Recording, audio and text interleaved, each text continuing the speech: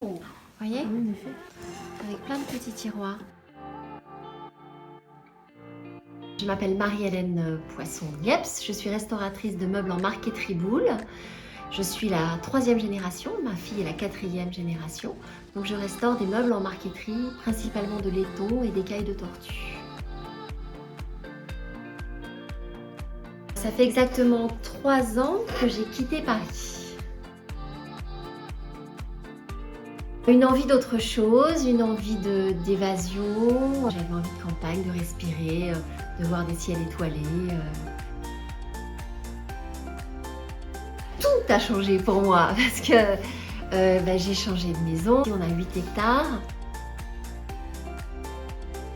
J'ai toujours voulu exercer mon métier plus loin que je me souvienne.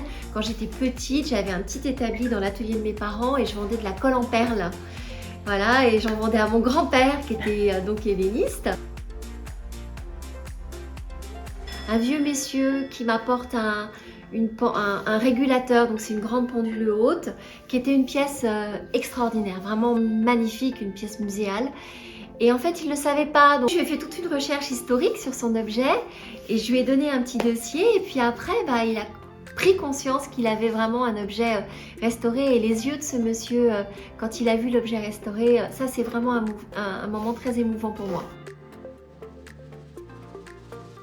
À Paris, vous n'avez pas fini votre phrase qu'ils papillonnent déjà sur autre chose. Ici, les gens, ils prennent le temps de vous écouter. Vous avez une vraie écoute. Et les gens ont une vraie attention aussi. Non, ça n'a absolument rien à voir. J'aime tout dans mon métier. Moi, j'ai pas l'impression de travailler. Ce que j'aime beaucoup, en fait, quand même, c'est peut-être la découpe des marqueteries, la recherche historique, la gravure ornementale aussi.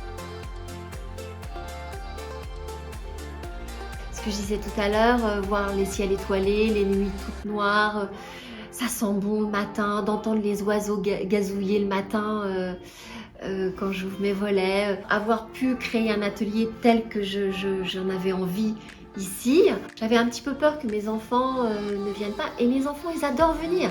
Ils viennent avec des groupes de copains, ils passent des super week-ends ici. Donc, je suis ravie. Il y a un risque, donc il faut franchir le pas. Si on a bien préparé les choses, il n'y a aucun souci, il ne faut pas hésiter. #fier du Loir-et-Cher.